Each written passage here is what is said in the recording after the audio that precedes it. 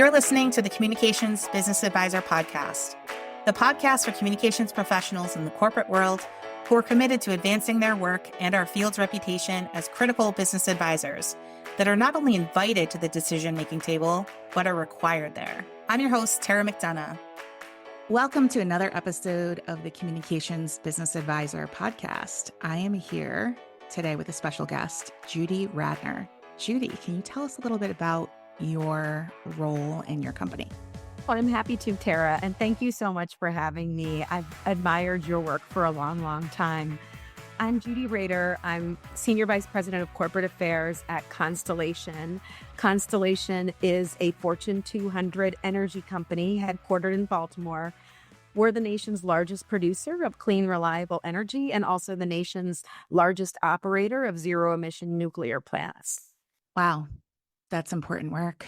So tell us a little bit about what you do in your position at Constellation. Like, what does this encompass? I'm happy to. I lead integrated marketing communications for the company, including strategy, planning, and execution. I also manage the company's brand and reputation, and I serve on Constellation's executive committee, which is the leadership team that sets the strategy and direction for the company. Okay, so I can hear everybody out there giving a round of applause, excited that you have that seat at the table that we constantly talk about. So this is going to be really powerful for our listeners today to hear a little bit about how you got to where you are. So it's interesting that marketing is part of your area of responsibility, yet it's not really explicit in your title. Why or why not? So I've shared before, I think you know that people tend to have chief marketing and communications officer and their title, and marketing always comes before communications for some reason. Yet your title is different from this, which I love. So tell us a little bit about that and what the reasoning is for it. And let me start by just sharing a little bit about how we have our corporate affairs team structured at Constellation and what that includes. Please. Yes. So first we have communications, which includes internal and external communications, social media, our operating company communications, and what we call our public advocacy group, which is essentially sort of our in-house public affairs team. Then we have brand reputation, which covers philanthropy, community relations, and what we call our brain team, which is brand, reputation, advertising, and insights. And then the third group is marketing, which covers all of our web properties, events, and sponsorships, as well as B2B marketing directly to customers. That's it. I'm just kidding. Just kidding. It's a great team. I'm supported by a great team and really quality people. But you asked about why marketing wasn't part of my title. And I would say corporate affairs, communications, marketing, brand reputation, it's two sides of the same coin. We're all trying to deliver a message to an audience. And it's really just different channels and vehicles for how we deliver the message to the audience. And I don't see a big distinction between communications and marketing in terms of sort of what is the goal that we're trying to achieve. And I'll admit, I went to the integrated marketing communications program at Northwestern. So it's also in my educational background, but in my work experience as well. I really see the value of bringing marketing and communications together in one function so that all of our messaging is aligned. We're speaking to different audiences, but with the same message through different vehicles. And that has really proven very effective for our team. It hasn't always been like this, but since 2022, we've had marketing and communications and brand together, and it's been an effective combination. I share your educational experience. I was a communications major, and like every overachiever woman out there, I think I had double concentrations and I had a dual minor and all of the above. One of those minors and certificate programs was integrated marketing communications. So I hear you on that.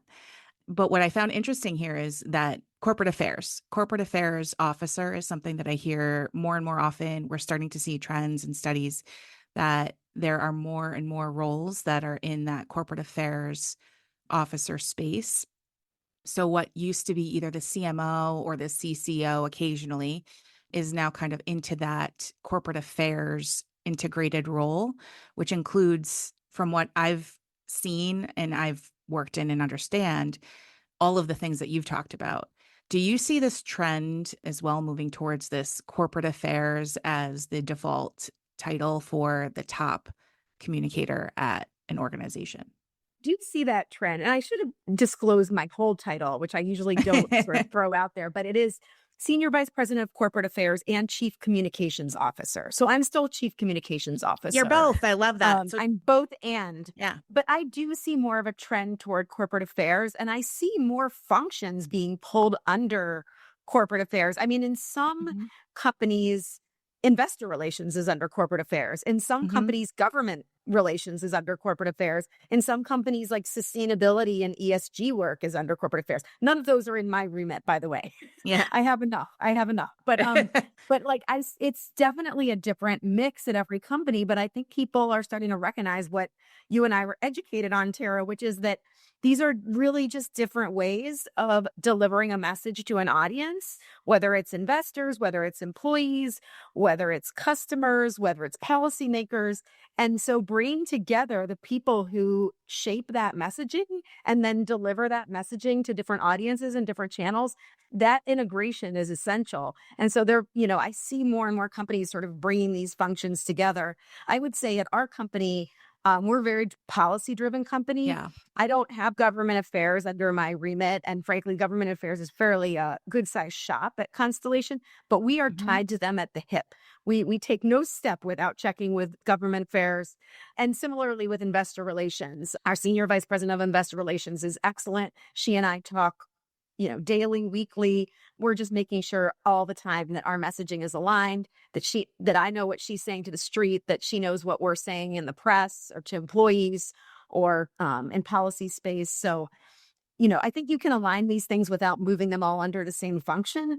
But I think, it's important to integrate them or either way that you have it structured. I completely agree. And what I think we want to avoid in the comm space is the frenemy relationship that comes into play often when marketing and communications are when you're friends, it's wonderful. And even under in your function, you have, subspecialties, right? You have people that really know marketing super well. You have people that know public relations super well, different kind of areas of expertise within the communications or marketing or corporate affairs roles, right? What we want to avoid in, I think, the entire communications and marketing field is the sense of competition amongst one another. And I think in a role where you have corporate affairs and everyone is in that sort of same playing field, then they're more likely to play together versus being in separate organizations. And I see too with corporate affairs, I'm interested in your thoughts on this. We often hear, I don't know if you do, but I often hear in the B2B space and always have throughout my B2B career, what we can learn from B2C, how B2C does it so well with customers and all of these things, right, from a communications perspective. But I think that the seat at the table, the B2B audience, and particularly highly regulated industries are ones where communications and corporate affairs is highly valued because it has to be because of regulation and because of all of the intricate details where you can't take a step, as you said, without the right hand knowing what you're doing. Because if you're siloed and you do something that government affairs isn't prepared for, or vice versa, it can create a real problem for the company. So I'm curious, I think this is an area where B2B is really leading, where highly regulated industries are seeing those seats at the table and seeing the need for that corporate affairs role. What are your thoughts on that? This is a great question, Tara. Thank you for asking it. And we're really fortunate. We have part of our business that's B2B, part of our business that's B2C, and part of our business that doesn't really sell to customers at all, if you can imagine that. So Hmm. our generation fleet, which includes nuclear, wind, solar, and some natural gas, it sells energy into a market. So Yeah. we don't necessarily always sell energy directly to customers. Sometimes it's sold into a market. Sometimes it's sold to big customers like Meta or Microsoft.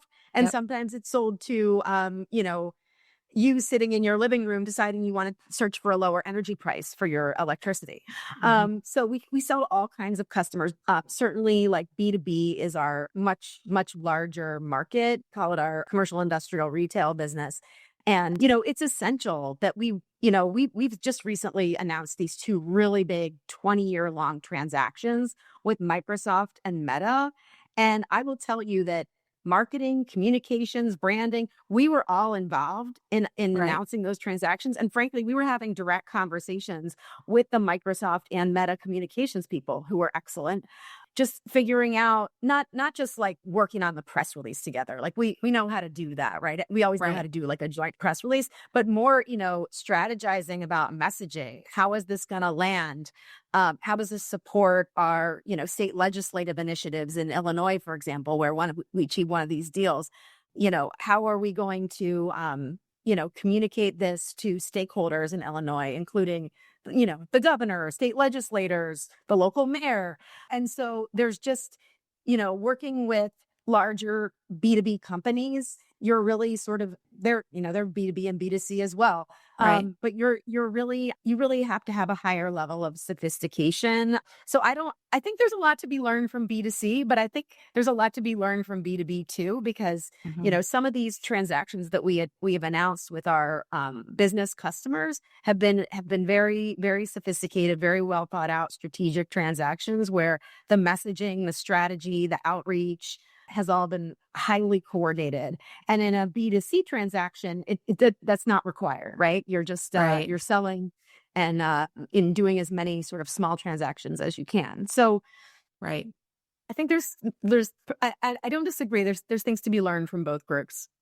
I guess it's the person in me that's always hearing like so and so does it better. B2C does it better on certain things. And I'm like, well, B2B has really learned how to advocate for a seat at the table, particularly those in highly regulated industries because of crisis preparation, crisis planning, crisis avoidance.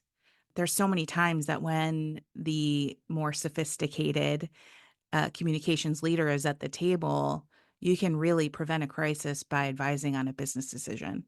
And having a communicator at the table turns not only from them being invited to them being critical to the decision making process, and they won't make a decision without you in the room, without hearing your voice. And that's an area where I see highly regulated industries really leading. And that's a benefit for our organization. So, those of you who are out there thinking about joining highly regulated industries, there's a good chance that your comms leader will have that great seat at the table that we all talk about. Backing up just a second, you named so many business areas.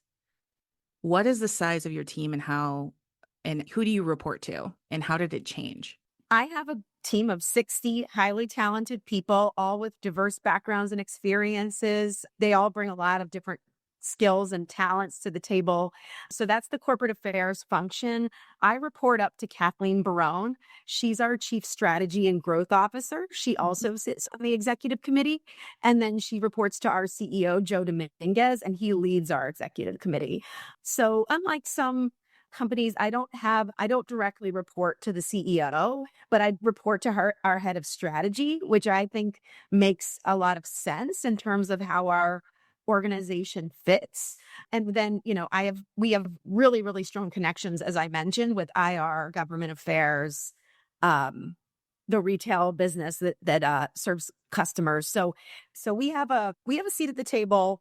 And that's one thing that's one reason I would say I've been working here for 20 years. I've worked at the company for 20 years, is that Constellation really values what we do. And as you pointed out, they look for corporate affairs or communications to weigh in on strategic business decisions. How is this going to land on our stakeholders? And we're the only ones who come to the table with all of the stakeholders in mind. I mean, every other function sort of Mhm. has a defined set of stakeholders that they're recommending, but we like to think of ourselves as like the conscience of the company, and we come to the table and we think about all the stakeholders.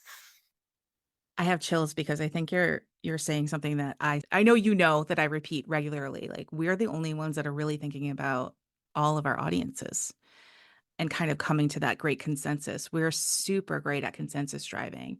And as far as your reporting structure, I think that makes total sense for an organization of your size. And when I say we want to see the decision-making table, I'm talking what you're talking about, which is the executive committee.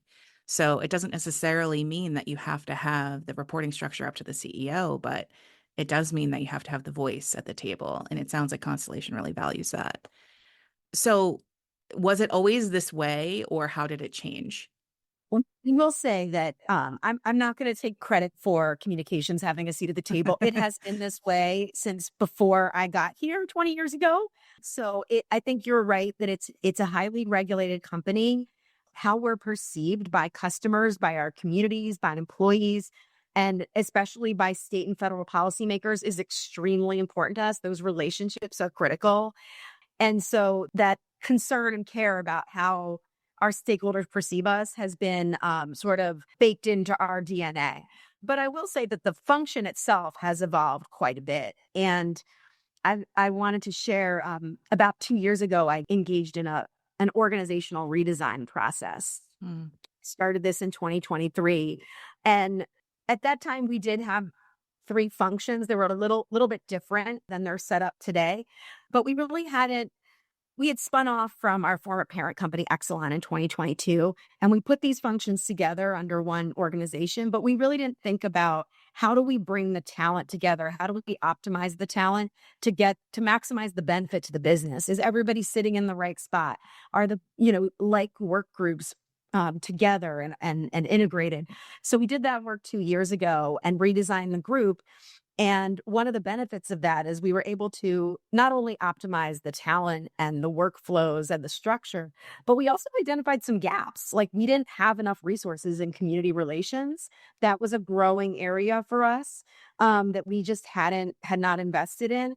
And also in the public advocacy group that supports our policy and government affairs team was another under-resourced area. So I was able to go to our leadership and say, hey, we've looked at our talent. We've restructured the organization to make the most of what we have, but we still have a couple of gaps where we're under resourced. And I made a business case like I Right. needed resources here to fill these gaps. And that was an effective way of actually getting some additional resources. So we've evolved quite a bit, I would say, as an organization. I love that. I always say, don't ask, build your case. Tell them why it's critical and why it'll help the business. This is actually restructuring is one of the most popular areas that people engage me for, actually, and something that I'm doing quite a bit for right now, where if there's an acquisition or a merger or even just looking at size of organization and growth, you'll always like those are really good times to look at structure of your organization and how you're serving the organization or how you're partnering internally to serve the organization. So you've talked a bit about, how the team is treated, how they're, respected and seated at the table and that they're involved in business decisions. Does any of this differ though from where you want it to be, or do you have a vision for how you'd like it to become in the future? Great question. And I think we're always evolving. We want to be the corporate affairs function of today. We want to be the corporate affairs function of the future. And so we're never going to stop changing and evolving to meet business needs. We're constantly looking ahead and how can we be more effective, more efficient, and go where the business is. I mean, I would say, just in my Constellation industry, for the first time in a long time, electricity demand is growing. It's been relatively flat for the past 2 decades, and suddenly there's this growing electricity demand. Hmm. One of the reasons why is that there's all these AI data centers being Uh, added to the grid. And so this is creating a lot of opportunity for us to partner with, as I mentioned, great companies like Microsoft and Meta to supply clean energy for their data centers. This was not this was not envisioned when we first established this group. So we've really had to evolve and think about, like, as we're starting to partner with big tech companies, what kind of support do we need? If we're going to partner with them on providing the clean energy from one of our nuclear plants or building a data center near one of our nuclear plants, we're going to need more community relations support. We're yeah. going to need more policy and advocacy support to help people understand that this is not going to cost other customers more. This is not going to take clean energy away from other from other entities that are using it. So we've been evolving with the business, and I Mhm. think we're going to continue to evolve with the business because I don't know, this wasn't envisioned, I would say 3 years ago. And where will we be 3 years from now? I don't know. But as the business has changed and evolved and become more of a partner to big tech, we're likewise evolving our shop to make sure that we're supporting that in the way that it needs to be supported. I have Ross Geller in my brain with like pivot, pivot, as you're talking about this, makes a lot of sense. Good Um, friends, right? or yeah. So speaking of, this, you needed different resources, additional resources. You've built business cases for what you need to help grow the business and sustain the business. And that makes a lot of sense, I think, to the listeners. But there is always this need for pivoting, right? For change, for understanding what's going on in the environment, meaning the government environment, the social environment, etc. What skills do you think are critical for people that want to grow into a level like yours so that they can think about things like this? And how would you encourage people to work on advancing those skills? Say three things, and one of them is going to be, well, probably all of them are very near and dear to your heart, Tara. But number one, people leadership. If you want to lead a function like this, you really have to be a strong leader of people and know how to grow and develop talent. Number two, business acumen. This is critical. You really need to know how your company makes money, who its key customers are, who its key audiences are, what the P&Ls are, the business acumen, who the regulators are, and how the company is regulated. The business acumen is essential, and so I would encourage everyone that if you don't know how your company makes money, or what its balance sheet looks like, or its investor profile, or how it's regulated, learn that right off the bat and go talk to people about it, because sometimes it's easier to learn through a conversation than reading a charter or a deck. Yeah. And then the third is being a strategic business advisor. And that's the one that I always think of you, and I have supported and admired your philosophy on that. But more and more, I think companies are really relying on corporate affairs leaders and chief communications officers to provide strategic business counsel, as we pointed out, to have that seat at the table and to advise them on, here's how this is going to land in the press. Here's how this is going to land on our customers. Here's how this will benefit or not benefit our communities, and what we can do to accommodate that. And so I think really, you have to have those three skills if you want to be a leader in this function. And I think anyone can do it. It's not, it just requires some energy and effort to make sure you're really learning and growing and getting that experience. Yeah, I could sit here and talk to you about these three things all day, but especially the last two. And I think I talk about editing business decisions because just like you said, you can say, here's how this will land with the press. Well, not just how will it land with the press, then it's taking it to that next level of, and we can expect calls into legislators as a result of that. And we can expect, there to be picket signs, and we can expect unions to get involved, and we can expect. And so your partnership, as you said, with government affairs is so critical, because then it might be, how can we get to the same goal or the same result with a different method? And this is what I mean when I say editing a business decision. It's sort of like, maybe you continue to go forward with it as is, or maybe there's a different way of getting to the same goal. And having your voice at the table is so critical as a communications leader and a corporate affairs leader to help advise on that. Green, I would say, in addition to editing a business decision, you can support a business decision. If the business has decided it's going to do X, and you know that this is not going to be particularly well received by the local community around that manufacturing plant, around that nuclear station, there are things you can do to communicate to the community, make investments in the community, workforce development programs, philanthropy, set up an Instagram account to tell them what you're doing. But so if you can't edit the business decision, then you can adjust your communication strategy to support the business decision, 100. Yeah. even if you know it's not going to be well received by an audience, right? Right. Either way, I think it's like people tend to go towards that second one automatically without Well, considering the first one. So I am encouraging our peers to not I don't want people to go out and force like you're doing it wrong, right? That's not the vibe we're going for here, right? It's more, well, this is the perspective I can offer on what the concerns are. And what if we did it this way instead? Would we achieve the same goal? And if that's not going to fly because of whatever reason, because of, sales or because of a customer relationship or whatever it is, because you have to look at the whole, then exactly to your point, you can support the decision and you can support the decision in a way that makes it helpful for the audience and for your business. It's kind of that marriage of finding what will work for both. I happen to know, I'm going to shift a little bit here, that because we don't have a ton more time, but I really want the listeners to hear a little bit about this. I happen to know that you have a form of training for your team focused on communications advising. So tell us a little bit about that.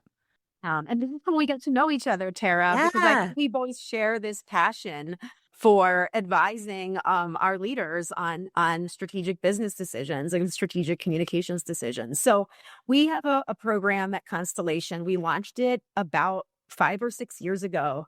It's called the Strategic Business Partner Program. It's specific to corporate affairs. And essentially what we did was we really wanted people to build their business acumen and to make strong and strategic recommendations to leaders. What we were finding was that leaders were coming and asking for tactics. Mm. They were saying, hey, we need a press release on this, or hey, we need an all employee communication on this. And I know you've heard this before. And Everyone listening knows this story. right, Yes. we are not a deli counter, right? Like Right. we're not here to take your order. We have communication skills and strategy to offer you. So we really wanted to give everybody on the team, and I'm not talking about just the senior leaders. I'm talking about Mhm. every single person on the team, the ability to say, tell me who is the audience you're trying to reach and what's the outcome you're trying to achieve. And if you tell me those two things, I could recommend a strategy for you that might be more effective than whatever you asked for. And we really want to just empower everyone with those tools, so that they felt that they had the ability to ask the question, but that they had the sort of the resources they needed to be able to provide that good advice. So we've conducted webinars. We've done role playing exercises. We have done role playing videos, which are actually very hilarious. I'd love to share them with you because someone Yes, gets to please. play the difficult client who just has to have a weekly newsletter with a branded logo. We're Oh, wait, fun fact. I in my communications business advisor team intensives, it's a training I do for teams, similar to what you're talking about. And we actually do role playing in that and is my favorite part of the program. So it is so fun to watch. And everybody loves doing it. They love being the difficult client because it's really fun to put on that hat and act as if. Keep going, keep telling us more. I think you're exactly right. You could tell that it's a communications person who's playing the difficult client. She's really getting a kick out of it. Um, so yeah, so we did these videos, and then we actually, one of the things that we did was we have individual development plans for people's development, and we developed 3 different sort of strategic business partner levels where you Mm. could sort of place yourself. Like, I'm learning and growing, I'm developing my business acumen, I'm starting to really understand the business and provide some strategic counsel, and I'm a senior and trusted counselor to leaders and clients so that people could sort of grow through that. And I think after 5 years, we felt like we'd accomplished the goal. Like it became part of our DNA. People were using the lingo and really sort of embracing that. So we actually sort of phased out the program, except to the extent that we still have like a page on our intranet where you can go and access all of the tools. And when new people join, we direct them there and say, please get up to speed on a strategic business partner, because it's the way that we present ourselves to our leaders and clients. And we want everyone to feel empowered to give strategic advice and not just sort of take direction from clients.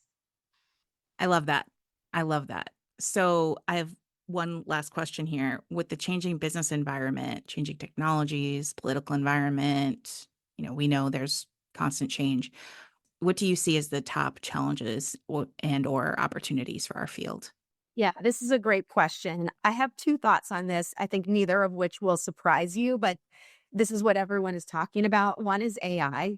Hmm. Um, I really feel like AI, Chat GPT, generative AI, these are excellent tools for communicators. I think the risk is that some senior leaders might see it as, oh, this can replace my communications function because it can write a press release and it can write social media posts. And what do I need communications for? But AI has no judgment. Mm-hmm. It doesn't know all the history of what's happened before. It can't anticipate how something's going to land on a particular audience. And they used to call it public relations. We call it communications. This is a human business. It requires human judgment. So I think AI is a super valuable tool for us because it can help us. It can help us draft press releases. It can help us write social media posts. It can help us do research faster and more efficiently than we ever did before, but it can't replace us because that strategic business partner quality, you're never going to get that from an AI. Agreed. So that's number one. Number two is the political environment and the polarization of Mm. society right now. I think everyone's been struggling with that. I don't think that's going to be anything surprising to your listeners. But the one thing I would say is the way we've approached this is we really took a look at, okay, in this political environment, we need to be more sensitive to what we are saying and how we are saying it. We didn't Mm. diverge from our values and our beliefs.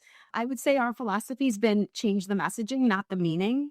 Mm-hmm. And we've done some of that in terms of changing some words on our website and our values in the way we talk about things publicly that don't change how we believe or how we feel about things, but just change how we talk about them to be more considerate of how it will land on both sides of the aisle. Got it. Yeah, that is definitely the number one thing that I hear about the most often and that people ask for counsel on the most often. And to your point, I always say, what are your values say? What do your corporate values say? And what are the business implications of any decision that you might make? And that let that be your guide. And that will eventually get you to the right place. But having the right, again, convening, getting the right people in the room to talk about what are the implications of all of the things that are happening in the administration, or whether they be tariffs or, cuts in government funding, which can affect things like, for example, energy. What are all the implications and how do we communicate? And being the great convener that we are, really nobody is more powerful in that position than us. Is there anything that I didn't ask about that you would love for our listeners to think about or know? The only other thing I would add is that I talked a little bit about our role as the conscience of the company. And I really believe that. And I believe that it's our job as corporate affairs leaders to make sure that we're living up to our purpose.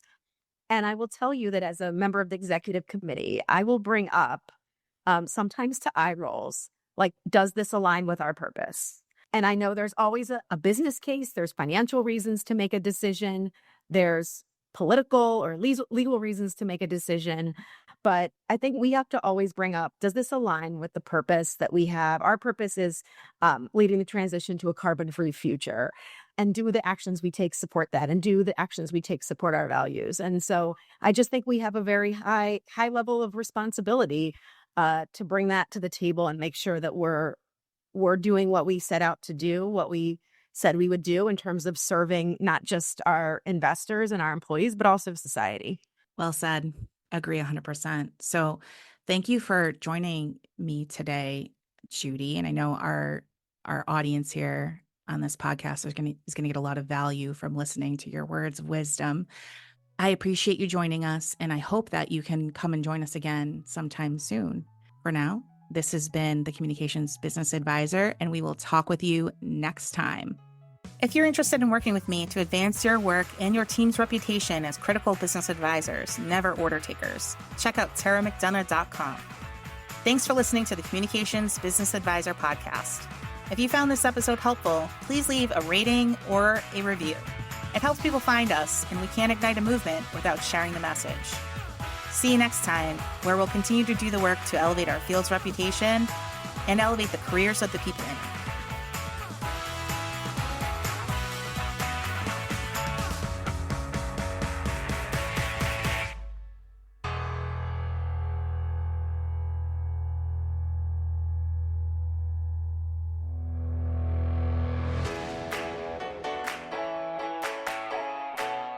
I created Raise the Tide to help elevate our field and the women in it. It's part community, part coaching, part professional development, and part mentorship. It encompasses all of these things because it takes all of these things to rise in your career. I asked a few Raise the Tide crew members to share what their experiences have been like in the program, and here's what they had to say. What's one major impact Raise the Tide has had on you? It's so important to have community across any part of our lives, and that's one way that Raise the Tide has had a major impact for me. I'm at a time in my career where I'm looking to grow both from a business advisor and personally. And what I will say is I'm not necessarily getting what I need in terms of coaching and growth internally. And that's where Raise the Tide comes in. Raise the Tide has given me the confidence to go and advocate for myself and never allow status quo and be always pushing for more and knowing your value and your worth and not being afraid to advocate for that. If you're interested in this program, head on over to taramcdonough.com and complete the Raise the Tide form.